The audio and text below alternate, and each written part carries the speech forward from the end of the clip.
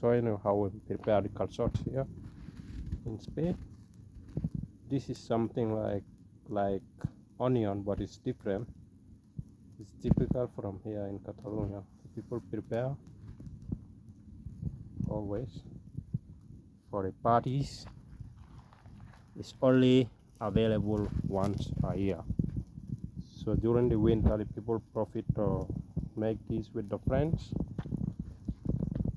for gatherings, and it's eaten with one special sauce called romesco. So you can see this is how we eat it. We're here preparing. So very soon we have to turn. Abbiamo da treure per moure. How it is.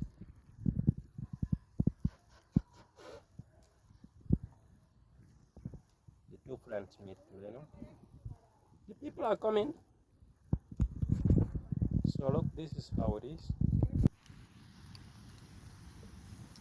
Look at that, we have to move. Let's go then.